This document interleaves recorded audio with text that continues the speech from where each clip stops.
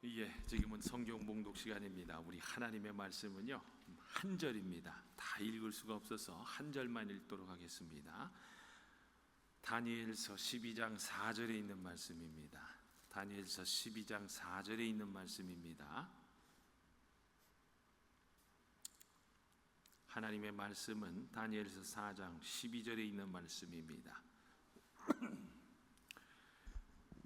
하나님의 말씀은 다니엘서 4장 12절입니다. 다 찾으신 줄 알고 우리 한 목소리로 같이 읽도록 합니다. 시작. 그러나 너 다니엘아, 너는 마지막 때까지 이 말씀을 은밀히 간직하고 이 책을 봉하여 두어라. 많은 사람이 이러한 지식을 얻으려고 왔다 갔다 할 것이다. 아멘. 우리 잠깐 기도합니다. 할렐루야. 좋으신 하나님 아버지 감사합니다. 오늘도 아버지 하나님이여, 이 사람이 말씀을 전하기 전에 아버지 하나님이여, 성령님께서 막 가슴속에 용솟음 치게 해주시니 감사를 드립니다. 하나님, 이 사람이 여기 쓸 수 있는 것도 하나님이여, 말씀을 전할 수 있는 것도 하나님의 은혜인 줄 믿사오니 사람 가리시고 오로지 성령님만이 역사해 주세요. 예수님의 이름으로 기도합니다. 아멘. 아멘. 자, 할렐루야. 주님의 이름으로 환영합니다. 참, 우리 한번 서로 옆에 분들하고 인사해요. 참 잘 들어오셨습니다. 참 잘 들어오셨어요. 잘 들어오셨어요. 오늘은요, 우리 서장로님이 다리가 통풍이 와서 아픈데도 불구하고 예배를 지켜야 되겠다고 그냥. 그래서 내가 픽업을 갔지만은 예배를 참석하셨어요. 우리 교회 장로님 두 분이 계시는데 역시 장로님들도 일당백이야. 예배를 드리는 열정이, 우리는 저 보니까 아까도 우리 배드려 목사님이 그러잖아요. 9명이지만은 목숨 건 사람들이야. 특별히 예배에 목숨 건 사람들입니다. 여러분, 이 예배 가운데서 우리가 부활절 예행 연습하는 거라고 제가 말씀드렸잖아요. 슉슉슉 하고 그냥 나는 그냥 지금도 막 가슴이 뛰어. 요때에 예수님께서 오셔가지고 그냥 샥샥샥 올라가면은 그냥 제일 좋을 것 같아. 아멘. 내가 하나님 같아도 이렇게 하나님을 사랑하면서 예배를 드리는 놈들을 내가 데리고 가야지 하고 그러지 않겠어요? 그럴 것 같아. 아멘. 그래서 우리는 예배를 위해서 최선을 다하고 하나님께 영광을 돌려야 되는 겁니다. 자, 여러분, 오늘은요, 본문의 제목을 좀 독특하게 정했어요. 다니엘이 예언한 인공지능 시대라는 제목으로 정했는데, 요즘 세상이 정말 놀라울 정도입니다. 근데 너무나 놀라울 정도가 되니까 저는 개인적으로 좀 두렵더라고. 여러분, 지난 한 주에도 보니까요, 여러 가지 사건 사고가 있었는데, 먼저 좋은 소식을 전해드릴게요. 그래서 한 사람이 중요한 거예요, 여러분. 이번에 그 안창호 헌법재판소 재판관이 인권위원장이 됐잖아요. 근데 이분이 그러니까 인권위원장으로서 가장 먼저 시행령으로 뭘 한지 아세요? 전국에 있는 중고등학교, 초중고등학교에, 잘 보세요, 스마트폰을 금지시켰습니다. 왜냐하면 학생들이 학교에 와서 공부를 해야지, 이거는 그거나 보고 앉아있고 엉뚱한 짓이나 하니까. 그랬더니 저쪽 좌파는 난리가 난 거야. 인권, 학생들 인권이다 뭐다? 학생 인권 좋아하고 앉아있네. 그게 무슨 학생 인권이에요? 학생들이 학교 오면은 공부를 해야죠. 저는 예전에 우리 아들이 학교 다닐 때도 참 여기 공립학교 불만이 많았어요. 왜? 가면은 질서가 없잖아요. 그런데 이 안창호 이분 인권위원장이요, 아니다, 이거는 인권 차원이 아니라 애들이 학습권을 뺏길 수가 있는 거니까 그렇게 해야 된다. 그래가 통과시켰어. 그랬더니 놀라지 마세요. 놀라지 마세요. 75%의 학부모가 다 찬성했다는 거야. 75%. 얼마나 감사한 거야. 학생 인권, 이건 사단마귀의 술수입니다. 여러분, 잘 하셔야 됩니다. 여러분, 또 지난주에는요, 또 안타까운 소식이 있어. 우리 허리케인 밀턴이요, 플로리다 동남부 지역을 휩쓸고 감으로 인해서요, 엄청난 재산 피해를 냈습니다. 그러나 그나마 하나님의 은혜이다라는 게, 잘 들어보세요. 그 플로리다의 그 상원의원이 신실한 크리스천인가 봐요. 기도를 하나님께 이제 기도를 했다고 합니다. 그러니까 이 상원 의원이 뭐 캐다고리 5라고 하는 엄청난 태풍이 이제 상륙한다니까 책임자로서 아휴 이거 큰일 났구나 생각을 하면서 이분이 이렇게 기도를 했대요. 주님, 우리는 부족합니다. 하나님께서 간섭해 주세요. 허리케인 최고 등급은 캐다고리 5가 육지를 들어서면서 약해질 수 있도록 붙들어 주세요. 그런데 놀랍잖아요. 기상캐스터들이 캐다고리 5의 엄청난 허리케인이 플로리다 동남부를 덮친다고 예상했는데 글쎄 이 태풍이 육지에 상륙을 하면서요 캐다고리 2로 바뀌면서 생각보다 피해가 줄 수 있었다. 아멘. 여러분, 그래서 우리는 기도를 해야 한다는 겁니다. 세상 사람들은 그래요. 야, 니네들 미친 짓 하지 마라. 그러나 미친 짓을 하는 사람들이 예수님을 믿는 사람들인 거예요. 우리는요 천지를 창조하신 하나님을 믿는 사람들입니다. 그렇죠. 하나님께서 이 세상을 주관하신다는데 그걸 믿음으로 우리가 기도를 하면은 들어주시잖아. 저는 반드시 우리의 기도도 분명히 들어줄 줄 믿습니다. 여러분, 그래서 우리는 기도를 해야 하는 거예요. 이 미국 땅과 대한민국을 위해서 기도를 해야 됩니다. 특별히 오는 대한민국에는요 오는 10월 27일에 동성애비 차별금지법 반대를 위한 대규모 영적 집회가 있어요. 기도해야 돼. 야, 보니까요 더 이상 물러설 곳이 없더라고요. 동성애 및 차별금지법이 통과되면요 소년보 목사님이 그러더라고요. 그때는 교회는 살았으나 죽은 거라고 합니다.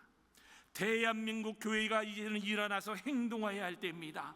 많은 사람들이 그래요. 막 저를 밥 사주는 사람들이 왜 이렇게 많어? 나는 밥은 먹고 싶진 않는데 우리 교회 와서 그냥 같이 예배를 드리면 좋잖아. 나는 이게 또 말씀드리지만 이제 저도 나이가 먹어가니까 옛날처럼 못 먹어. 근데 자꾸 밥 사준대. 근데 이런 분들이 하는 이야기가 존경합니다. 그러면서요 이런 분들이 꼭 저한테 이렇게 해요. 그러나 목사님 혼자만 나라 살아가는 줄 착각하지 마세요. 우리들도요 나라를 위해서 얼마나 기도하는지 모릅니다. 그럼 제가 뭐라고 그러는지 아세요? 너무나도 귀한 말씀입니다. 장로님, 권사님, 기도는 오늘날에는 당연히 해야 되는 겁니다. 그러나 지금은요 바알에게 무릎 꿇지 않는 성도들이 기도와 함께 뛰쳐나와 행동하여야 할 때입니다. 그렇게 할 때에 내가 여러분들의 말을 믿어주겠습니다. 여러분, 지금요 대한민국은 골드타임이라고 그러더라고요. 이거를 오늘날 제가 보니까요 옳고 그름의 기준을 잃어버렸죠. 그렇죠. 옳고 그름의 기준이 없어. 그리고 자기 스스로의 성 정체성이 하나님께서 주신 남자와 여자의 창조론의 진리를 대체해가는 시대가 되더라고요. 또 여러분, 이번에 있었던 프랑스 파리 올림픽을 보세요. 대놓고 교회와 성도를 조롱하고 모욕하지 않습니까? 야, 그래도 저는요 실망하지 않는 게 역사를 보면요 이런 위기 때마다 보니까요 언제나 교회는 세상의 빛이 되었다. 그래서 우리는요 오직 성경만이 유일한 기준입니다. 우리는요 오직 예수님만이 죽었던 양심을 깨울 수 있습니다. 그래서요 우리는요 다가오는 10월 27일 종교개혁주일에 우리가 참석은 하지 못하더라도요 지난번에 제가 말씀드렸지 않습니까? 느헤미야처럼 자신이 태어난 조국에서 들려오는 소식이 너무 암담했을 때에 어떻게 했다고 합니까? 이 소식을 듣고서 느헤미야는 주저앉았다고 합니다. 그러면서 슬픔에 잠긴 채로 며칠 동안 금식하면서 하나님께 기도했다. 여러분, 다가올 대규모 영적 전쟁이 대한민국 광화문에서 벌어질 예정입니다. 우리 느헤미야의 심정으로 꼭 기도해 주시길 바랍니다. 이걸 통해서 저 사단마귀가 깜짝 놀래가지고요 다 도망가게끔 여러분 기도를 꼭 해주시길 부탁을 드립니다. 여러분, 이제 본론으로 들어갑니다. 지난 10일에 이건 역사적인 날이라고 그러더라고요. 어떤 사람들은 지난 10일에는 전 세계를 또 깜짝 놀래킨 진짜 혁신적인 사건이 있었어요. 여러분, 인공지능의 선두주자라고 할 수 있는 테슬라에서 자율주행차 로보택시 2종을 새롭게 공개를 한 건데, 여러분 놀라지 마세요. 다들 보셨죠? 못 보셨어? 유튜브의 알고리즘으로 그게 하도 많이 떠가지고 저는 자동적으로 뜨더라고요. 그래서 저는 보았습니다. 이날 행사를 보기 위해서요, 얼마나 많은 사람들이 인터넷 동시 접속을 했는 줄 아세요? 그 행사 한 2-3시간 보려고 2천만 명이나 봤다는 거야. 그 행사를 이제 저하고 안사람하고도 이제 이 방송을 유튜브를 통해서 시청했는데, 우리가 이제 보면서 이런 대화를 나눴습니다. 우리가 이런 세상에서 살 줄은 상상 못했습니다. 기가 막힐 정도로요, 이제는 로봇이 인간의 일상생활에 들어와 정말 너무나도 편리할 수 있겠더라고요. 너무나도 편리할 수 있겠어. 그러나 저는 한편으로는 그걸 보면서요, AI의 인공지능이 저게 잘못 사용되면 이 정말 무서운 세상이 올 수 있겠구나 라며 막 생각이 반복적으로 지나가더라고요. 여러분, 이번에 선보인 그 2개의 차종을 보니까요, 자율주행차로 이제는요 운전대나 페달이 없다는 것이 특징입니다. 이제는 운전대나 페달이 없어. 그냥 사람이 타기만 하면 가는 거야. 놀랍죠? 또 이날 발표에 따르면요, 사이버캡 로보택시 자율주행차는요, 기존의 전기차와는 다르게 충전하는 것이 너무나 불편해서 사기를 꺼려하는 사람들이 많았는데, 이번에 테슬라에서 발표한 로보택시는요, 주행뿐만 아니라 충전이나 청소 등도 사람의 손이 필요 없는 것이 특징이라고 합니다. 이거 놀랐어요. 나는 그거 보고서 차가 지정된 장소에 그냥 도착하기만 하면 자동적으로 충전이 되는 거야. 충전소 갈 필요도 없어요. 그리고 또 이제 차 안에 보니까요, 로봇팔이 있어. 근데 이게 로봇팔이 진공청소기가 돼요. 그래가지고 자동으로 실내를 청소를 해주더라고.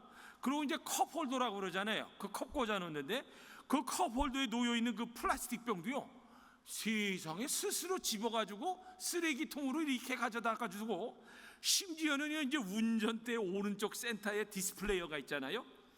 거기에 이제 손자국이 많이 날 거 아니에요. 자꾸 터치하느냐고. 그런데 그 로봇팔이 쭉 나와가지고 빨래 같은 걸레 같은 걸로 해가지고 쓱쓱쓱 닦아주더라고. 우리가 이런 세상에 이제 살게 됐어요. 이런 세상에. 저는 예전에 SF 그 공상과학 영화에서만 나오는 걸로 생각을 했는데 이게 이제 현실이 된 거야. 그래서 정말입니다. 저는요, 인공지능 발전이, 기술 발전이 이게 심상치가 않아. 여러분, 기술이란 거를 정의를 내렸는데 보니까요, 기술이란 본래 인간의 생활 편리성을 높여주고 노동 생산성에 있어 효율성을 높이기 위해서 있는 말이 기술이라는 겁니다. 그러나 이제 많은 사람들이 인공지능의 기술의 급속한 발전을 보면서요, 인간이 로봇에 의해 대체되어 수많은 일자리가 사라져버릴 수 있다는 불안감이 조성되고 있다고 하네요. 우리가 사는 휴스턴만 해도 그렇지 않습니까? 월마트를 가도 그렇고 HB 매장도 가고 보면 무인 시스템으로 해가지고 자동 결제하는 게 있잖아요. 근데 표정들이 한 번도 안 가보신 것 같아. 그거 가면 있잖아요, 그렇죠? 그게 이제 오래전에 있었는데 이게 보니까요, 자동 결제를 하니까 물건을 적게 사는 사람들은 얼마나 빠르고 간편하게 사가지고 집으로 갈 수 있잖아요. 참 편리하고 좋아. 그런데 이게 보니까요, 사람들마다 반응이 다르다는 거야. 어떤 사람들은요, 인공지능 기술이 가치 중립적이라는 단어를 쓰더라고요. 가치 중립적이라는 입장에 서서는 아주 긍정적으로 보는 사람들이 있는데, 또 이와는 반대로요, 이 인공지능 기술이 너무나 가치 중립적이다가 보니까 인류에게 해를 끼칠 수 있다는 선과 악의 기준으로 보면서 부정적인 시각으로 보는 사람들이 많다 적다? 근데 오히려 더 많다고 하네요. 더 많대. 심지어는요, 인공지능 개발의 동기가 인간의 욕망이라는 거예요.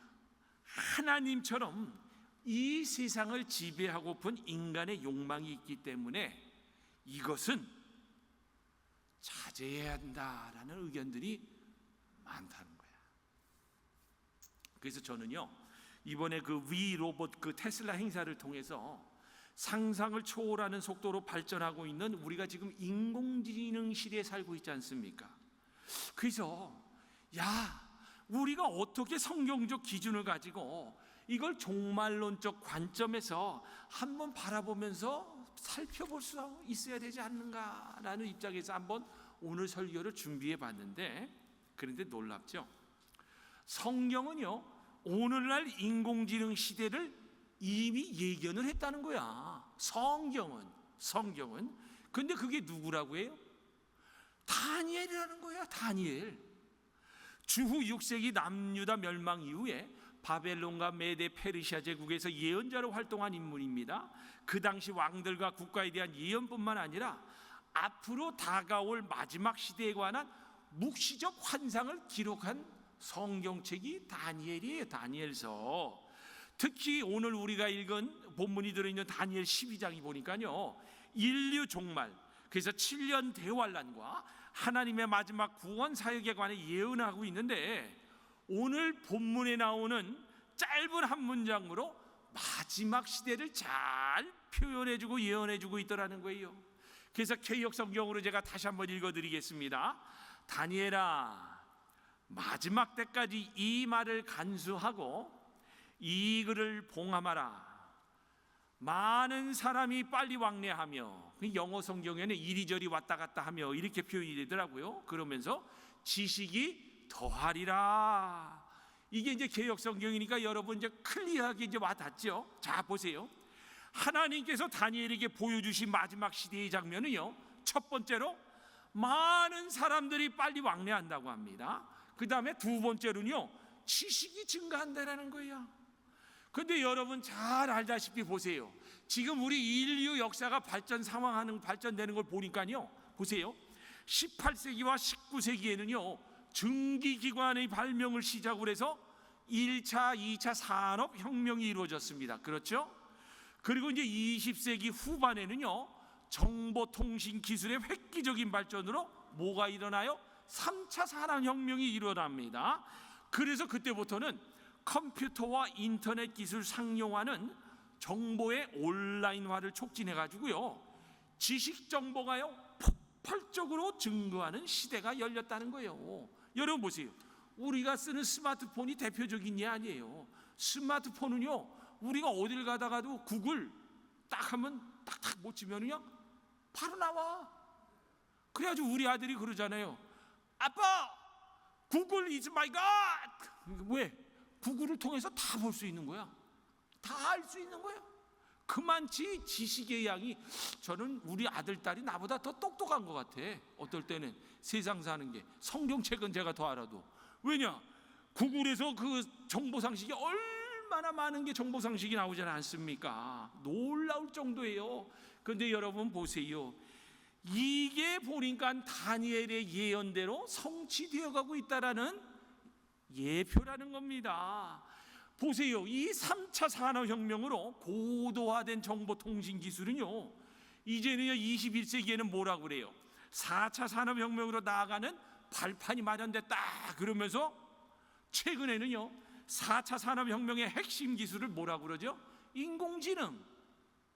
인공지능이라고 하는데, 이 인공지능이라는 게 보니까요 대단한 거더라고요. 저도 이번에 이거를 공부를 하면서 찾아보면서 연구를 하다 보니까 이게 무서운 거로 될 수가 있다라는 거예요. 제가 이제 설명을 해드립니다. 인공지능이란 기계로 하여금 인간과 같은 지능을 갖도록 능력을 부여하는 기술을 의미하는데, 보세요. 그동안 컴퓨터 기계는요, 인간보다 월등한 연산 능력을 보여주었지만 인간처럼 학습 능력입니다. 학습 능력. 두 번째는 추론 능력이라고 하네요. 그 다음에 세 번째는 언어 이해 능력. 그리고 이제 마지막 네 번째는 창의성을 가지고 있지 못했다는 거야. 그런데 여러분 아세요? 이세돌 바둑 구단하고 그때 바둑 둘 때 막 전 세계가 난리였잖아요. 그때의 기술이 나온 기술이 저는 그때는 그걸 상상을 못하고 그냥 스쳐 지나갔는데 이게 대단한 기술이었던 거예요. 그때 나온 이야기가 머신 러닝 또는 딥 러닝의 기술 등장으로 새로운 판도라 상자가 열리게 되었는데, 그때부터는요 사람처럼 기계가 스스로 학습하고 추론하며 언어를 이해하고 창의적 활동을 수행하는 단계까지 왔다는 게 그때 그 알파고 사건이라는 겁니다. 그래서 더 이상 인간이 입력해주는 공식과 규칙이 없어도요, 기계 스스로 수많은 데이터를 비교 분석하여서 더 나은 공식과 규칙을 찾아내는 지능 활동을 하게 됐다는 거예요. 무섭죠? 무섭지? 그래서 여러분 2016년 서울에서 열린 이세돌 구단과 인공지능 알파고의 바둑 대국에서요, 알파고의 승리가 바로 인공지능의 지능 활동을 대표적으로 증명한 실례인데, 이게 보세요. 단순히 신문에 나온 겁니다. 단순히 세계 최고의 프로 바둑 기사를 인공지능이 이겼다는 거에 대해서 세상이 충격을 받을 것이 아니라, 이보다 더 큰 충격은 신문 기사에 내서 발췌한 겁니다. 인공지능이 프로 바둑 기사를 어떻게 이겼느냐는 것에 대해 집중을 해야 한다. 그러면서 설명을 해주는데요, 알파고가 16만 건의 바둑 승부 전략이 담긴 기보가 보니까 바둑 승부에서 그 돌의 움직임을 기록한 걸 기보라고 하는데, 그 기보 데이터를 단순히 암기해서 이긴 게 아니라는 거예요. 만약 그렇게 했다면 수많은 변수와 변칙 기술을 사용하는 이세돌 구단에게 이길 수 없었다고 합니다. 하지만 알파고는요, 기본 데이터를 스스로 학습하여, 요 말이 중요합니다. 스스로 학습하여 자신만의 바둑 공식과 규칙을 찾아냈다는 거야. 규칙을. 그러니까 이제 인간의 지능으로는요 16만 건의 기보를 다 암기하기도 어렵겠지만, 알파고의 경우에는요 모든 데이터를 학습해가지고 계속해서 최고의 경우의 수를 찾아내는 방식으로 자신의 실력을 키웠다는 거예요. 그래서 이세돌, 천재 바둑 기사라고 했던 이세돌 구단을 이겨버렸다는 거야. 근데 보세요, 알파고 등장 이후에 획기적인 변화가 일어나는데, 제가 이 기사를 읽고 놀랐어요. 획기적인 변화가 일어나는데, 이제는 최고의 프로 바둑 기사들이요 인공지능으로 바둑을 훈련을 한다는 거야. 인공지능으로. 세상이 이렇게 갑니다. 그래서 이제는 알파고는요 인간에게 바둑을 배웠지만, 이제는 인간이 오히려 인공지능에게 바둑을 배우고 있다. 이런 역설이라는 거예요. 여기에 대해서요 현존하는 최고의 인공지능 과학자요 미래학자요, 현재 그 구글 엔지니어링 이사로 있는 그 레이 커즈와일 박사라는 사람이 이야기를 하는데, 나는 이 사람이 크리스찬인지 모르겠는데 제가 한번 그대로 읽어드려 볼게요. 보세요. 인공지능 기술은 단순히 바둑과 같은 스포츠 경기에서 인간을 이기는 것을 목표로 하는 것이 아니다. 인공지능 기술의 목적은 인간 지능을 뛰어넘는 지식과 지혜를 구축하는 데 있다. 인간에게 지식이 더해질 것이라는 다니엘의 예언은 이제 양적 지식의 증가를 넘어, 나는 그래서 이 사람이 크리스찬인 것 같아. 응? 성경을 이미 2500년 전에 있는 성경을 본 것 같아. 그때 이제 빨리 왕래하면서 지식이 증가한다는 것을 인용을 했잖아요. 그렇죠? 인간에게 지식이 더해질 것이라는 다니엘의 예언은 이제 양적 지식의 증가를 넘어서 질적 지식의 증거로 나아가고 있다. 그러면서 이렇게 예언을 합니다. 스스로 학습하는 능력을 가진 인공지능 기계는요 자지도 않고 먹지도 않고 빅데이터를 처리하면서 지식 체계를 구축하고 있다. 그렇죠? 우린 자야 되잖아. 근데 이러한 인공지능 발전이 가속화되어 2030년이 되면요, 모든 인류의 지능을 합친 것보다 더 뛰어난 초인공지능이 출현할 것이라고 예측한다. 바야흐로 인공지능을 압도하는 바로 이 시점으로요, 여러분 요 정도는 여러분들이 알고 있어야 돼요. 저도 이제 요 단어를 알고 있습니다. 이제 아는데 싱귤레러티라고 합니다. 싱귤레러티. 이게 무슨 단어냐면요, 기술의 특이점이라고 하더라고요. 기술의 특이점, 싱귤레러티.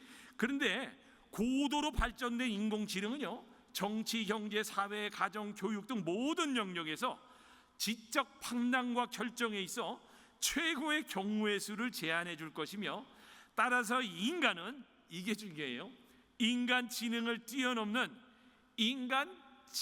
인공지능에 의존할 수밖에 없게 된다.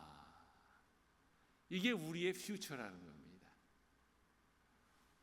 세계적인 석학이 지금 예언한 거예요. 제가 얘기한 게 아니라 우리의 퓨처가 2030년이 넘어가면은 싱귤레러티, 특이점이에요. 그게 인공지능이 인간을 앞서는 그런 특이점이 발생한다는 건데, 그때가 되면 우리는 인공지능에 의존해서 살 수밖에 없다라는 거예요. 무섭죠? 나는 그렇게 살고 싶지 않거든. 나는 로봇이 우리 집에서 같이 사는 거 원치 않아. 어떠세요? 편리는 하겠더라고요. 근데 저는 원치 않습니다.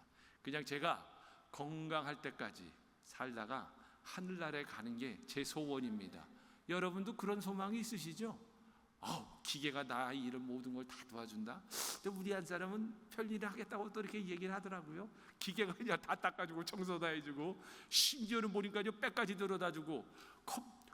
요즘 기술이요, 테슬라 기술이 장난이 아니더라고요. 저는 로봇이 정말 미세한 것까지 이 손가락 움직임이 될 수 있을까 했는데, 놀라지 마세요. 세상에 사람들이 오니까요, 이 맥주 같은 것도 다 따라주고 컵을 이렇게 쥐더라고. 기술이 이렇게 된 거야. 그런데 거기에 그림에 나오는데, 영상에 막 보여주는데 보니까요, 팔 로봇 같은 게 계속 이렇게 움직이고 있더라고. 근데 그게 뭐냐 봤더니요, 우리의 기술이, 손가락 기술이 이 정도로 발전됐다. 그래서 미세한 것까지 집을 수 있는 로봇이 만들어질 것이다 라고 예표를 한 거라고요. 자, 그렇다면 이제 여기서 우리가 생각을 해봐야 돼요. 세상은 시대가 이렇게 변화가고 있으니까 우리가 생각을 해봐야 되는데, 인류의 모든 지식과 지능을 이길 수 있는 이 인공지능 기술을 누가 소유하고 있다고 생각을 해보세요. 어떤 한 사람이 이런 기술을 소유하고 있다면은 과연 세상에서 이 한 사람이 어떤 영향력을 미칠 수 있을까?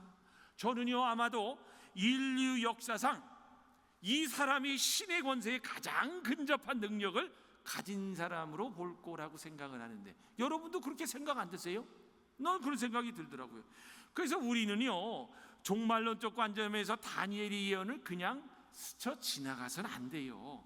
다니엘서 12장 4절의 예언의 전후 문맥은요, 인류 종말과 마지막 시대 그리스도인이 겪을 7년 대환란의 예고인데, 우리 인공지능의 발전으로 지식의 양과 질이 폭발적으로 증거해 인류를 압도적으로 능가하는 싱귤레러티 특이점은요, 성경이 예고하는 인류 종말의 시기와 맞닿아 볼 수 있게 생각을 해야 한다라는 거예요.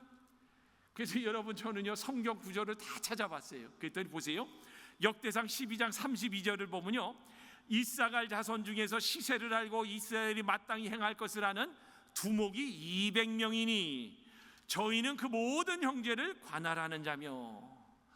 너무나도 옳은 말씀인 줄 압니다. 저는요, 여기 계신 9명이 이 히스턴 지역을 관할하는 영적인 능력과 시대를 볼 줄 아는 분들이 되길 바랍니다. 보세요, 이스라엘을 보니까요, 이 무슨 일을 하든지 시세를 아는 사람들이 역사를 이끌어간다고 합니다. 시세를 아는 사람이 두목이 되어서 모든 형제를 다스렸다고 하지 않습니까? 시세를 아는 사람이 앞장서서 일을 할 수 있다는 거예요. 또 예수님이 보니까요, 예수님도 때를 알아야 한다고 하는데 보니까요, 마태복음 16장 3절입니다. 아침에는 하늘이 붉고 흐린 것을 보니 오늘은 날씨가 굳겠구나 한다. 너희는 하늘의 징조는 분별할 줄 알면서 시대의 징조들은 분별하지 못하느냐. 맞죠? 맞죠? 자, 또 있습니다. 누가복음 12장 54절입니다. 너희는 구름이 서쪽에서 이는 것을 보면 소나기가 오겠다고 서슴지 않고 말한다. 그런데 그대로 된다. 그대로 되잖아. 2500년 전에 있었던 일들이 지금 되고 있습니다. 또 남풍이 불면 날이 덥겠다고 너희는 말한다. 그런데 그대로 된다. 위선자들아, 너희는 땅과 하늘의 기상은 분간할 줄 알면서 왜 이때는 분간하지 못하느냐. 그렇습니다. 여러분, 우리는 이때를 알아야 하는 거예요. 이때를 알라고 또 제가 이렇게 구구절절 설명을 드렸던 거고요. 바울도 보니까요, 때를 구분하며 지금은 자다가 깼다라고 하더라고요. 지금 여러분, 하나님의 시간은요, 천년이 하루 같고 하루가 천년 같은 겁니다. 그래서 하나님의 공간 개념은요, 과거에, 현재의, 미래에, 지금이 항상 존재할 수 있다는 거예요. 그래서 보세요. 지금은 자다가 깼다라는 게 지금 오늘날을 이야기해 줄 수 있는 겁니다. 그런데 보니까 이렇게 이야기합니다. 너희는 이 세대를 본받지 말고 오직 마음을 새롭게 함으로 변화를 받아 하나님의 선하시고 기뻐하시고 온전한 뜻이 무엇인지 분별하도록 하라. 그렇습니다. 여러분, 마지막 때를 살아가는 우리는요, 잘 분별할 수 있어야 합니다. 그리고 정신 차리고 깨어 있어서 시대의 흐름을 알고 모르는 사람들에게 가르쳐주면서 주님께서 오실 때가 가까이 있다는 것을 알고 우리는 깨끗하게, 그리고 정결하게, 거룩하게 살 수 있어야 하는 거예요. 여러분, 우리는 시대의 타락을 보면서 휩쓸려가면 안 됩니다. 다니엘처럼 믿음을 넣어 뜻을 정하고 깨끗하게 살아야 하는 겁니다. 여러분, 오늘날 시대는 분명히 다니엘처럼요, 하나님을 섬길 테냐 바알을 섬길 테냐라는 분명한 선택에 특이점이 온다라는 거예요. 그런데 다니엘은요, 뜻을 정하여 왕의 음식과 그가 마시는 포도주로 마시기를 더럽히지 아니하리라 하고 자기를 더럽히지 아니하도록 환관장에 구하면서 깨끗하게 지켰다라는 거예요. 이런 믿음이 오늘날 우리에게 요구되고 있습니다. 특히 말세를 살아가는 우리는요, 세속에 물이 들면 돼요, 안 돼요? 절대로 안 됩니다. 여러분, 또 읽어드립니다. 베드로후서 3장 10절에서 12절입니다. 그러나 주의 날이 도둑같이 오리니 그 날에는, 이때에는 하늘이 큰 소리로 떠나가고 물질이 뜨거운 불에 풀어진가 땅과 그 중에 있는 모든 일이 드러나리로다. 이 모든 것이 이렇게 풀어지리니 너희가 어떠한 사람이 되어야 마땅하냐?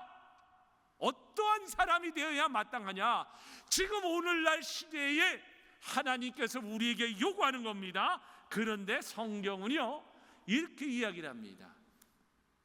거룩한 행실과 경건함으로 하나님의 날이 임하기를 바라보고 간절히 사모하라. 어때요? 여러분, 그냥 세상이 너무나도 좋아지니까 세상 거에 그냥 정목이 안목과 정욕이 다 거기에 쏠려 있어요? 아니야. 하나님의 말씀은 분명해요. 이때 그날 하나님의 마지막 때가 다가오면 다가올수록 거룩한 행실과 경건함으로 하나님 예수님이 다시 오심을 사모하라고 하잖아요. 이게 바로 참 제자요, 참 성도라는 겁니다. 또 말세에는 보니까요, 세상 것을 구하면 안 돼요. 다니엘처럼 보니까요, 뜻을 딱 정하고 기도하며 사는데 왜 다니엘은 뜻을 정하면서 기도하고 살았는지 아세요? 하나님만을 위하여서 살겠다라는 확실한 믿음의 방향이 있었다라는 거예요. 마찬가지입니다. 우리도 똑같이 죽음 앞에서라도 우리는 하나님만을 위해 기도하며 살겠다라는 믿음의 사람들이 될 수 있어야 하는 거예요. 다니엘은요, 보세요. 조수의 왕의 도장이 찍힌 것을 알고도 자기 집에 돌아가서는요, 윗방으로 올라가서 예루살렘을 향해 창문을 열고 전에 하던 대로 하루에 3번씩 무릎을 꿇으며 기도했다고 하질 않나요? 이게 오늘날 시대에 요구하는, 하나님이 우리에게 요구하시는 거란 겁니다. 여러분, 다니엘은요, 죽을 수도 있는 상황에서 하나님을 향해 뜻을 정했어요. 그런데 이게 또 하나님 말씀에 있더라고. 만물의 마지막이 가까웠으니, 보세요. 만물의 마지막이 가까웠으니 그러므로 너희는 정신을 차리고 근신하여 기도하라. 아멘. 여러분은 저한테 감사해야 돼. 감사해야 돼. 이 땅에서 잘 먹고 잘 살라고 하지 않잖아요. 예수님 오실 날 대비하라고 그러잖아요. 예수님이 제일 좋으신 분이라고. 왜? 우리는 시대를 보는 사람들이야. 세상이 변해가는 걸 보면서 때가 가까움을 느껴지잖아요. 근데 저는 영적으로 더 느껴지더라고요. 특히 이번에 그 테슬라 행사를 보면서 이제는 로봇과 인간이 함께하는 세상이 곧 오겠구나. 여러분, 말씀을 맺을게요. 다니엘은요 2500년 전에 앞으로 되어질 미래에 대해서 이미 예언을 해놓았어요. 그런데 지금 이 시대를 우리가 살아보니까 그런데 그대로 되니라. 아까 그 누가복음 12장 54절을 하는 대로 어때요? 그 예언대로 말씀대로 그대로 되어져 가고 있다는 것을 우리가 눈으로 볼 수 있잖아요. 여러분, 사람들이 왕래가 빨리 되고 지식이 더할수록 그래서 우리 제1공동체는 준비할 수 있어야 됩니다. 여러분, 주님의 휴거와 때와 재림의 때가 가까이 오면 분간할 수 있어야 합니다.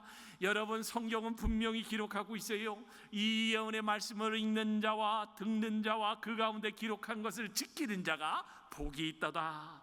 다들 성경을 읽고 말씀을 들어 지킴으로 여러분 다 들림받기를 주님 이름으로 부탁합니다. 저는요 요즘 살면서요 성경이야말로 이렇게 놀라운 책이란 것을요 너무 깜짝 놀랐어요. 아니, 세상에 하나님께서 아니지 다니엘이 2500년 전에 그 이야기가 오늘날에 와서 이루어져 가는 걸 보면서 세상에 성경책이 이렇게 놀라운 책이구나. 이렇게 놀라운 책이구나. 아니, 어느 누가 그 옛날에 오늘날 세상이 이렇게 될 거라고 상상이나 할 수 있겠어요. 자, 여러분, 볼지어다 그가 구름을 타고 오시리라는 주구의 약속을 믿기를 바랍니다. 내가 가서 너희 있을 곳을 마련하면 다시 와서 너희를 나에게로 데려다가 내가 있는 곳에 너희도 함께 있게 하겠다는 말씀을 믿음으로 절대로 놓치면 돼요, 안 돼요? 안 돼요.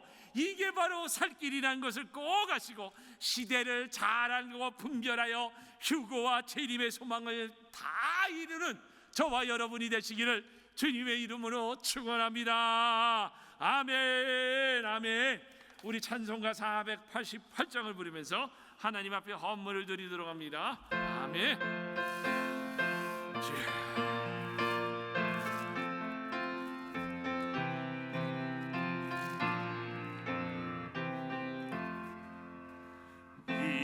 내 소망 무언가 우리 주 예수. 아멘. 우리 주 예수 밖에는 믿으리 아직 없도다.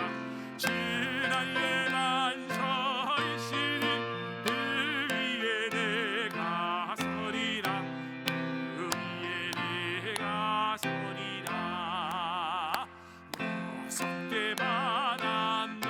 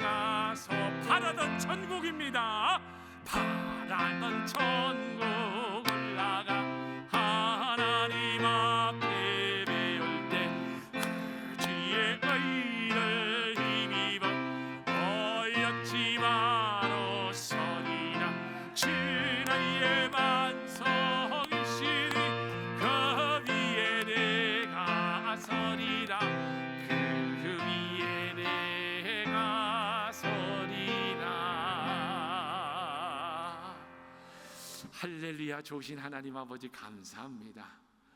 오늘은 하나님의 말씀을 통하여서 우리가 믿는 하나님이 이렇게 대단한 분이라는 걸 깨달을 수 있게 해주셨습니다. 하나님은 이미 원대한 계획을 세워놓으시고 이미 다니엘을 통하여서 2500년 전에 앞으로 마지막 때가 이렇게 갈 것이란 걸 알면서 우리에게 먼저 다 알려주셨습니다. 이거야말로 하나님의 사랑인 줄 믿사오니 하나님이여, 세상이 험악해지고 험악해질수록 그럴 때마다 우리는 소망 되신 예수님을 붙잡으며 성령의 인도를 받으며 마지막 바라보던 천국에 올라갈 때까지 이 믿음을 지키며 살아갈 수 있도록 붙들어 주옵소서. 하나님이여, 세상은 타락하면 타락해질수록 분명히 우리에게 요구한다고 하였습니다. 네가 적그리스도를 섬길 거냐 하나님을 섬길 거냐. 그럴 때 우리는 믿음의 주여 온전케 하시는 예수를 바라보므로 우리는 오직 하나님이요 오직 예수님이요 오직 성령님만을 모시는 사람들이라며 죽으면 죽으리란 각오로 하나님 아버지요 순교의 믿음이 더해질 수 있도록 인도하여 주시옵소서. 지난 한 주도 감사해서 헌물 드렸으요 이 헌물 드린 손길 위에 복의 복도 하시고 아버지 하나님이여 환난과 근심에서 벗어나서 하나님과 동행하는 귀한 헌물 되게 하시고 아버지 하나님이여 오병이어의 축복 있게 역사해 주세요. 예수님의 이름으로 기도합니다. 아멘. 아멘.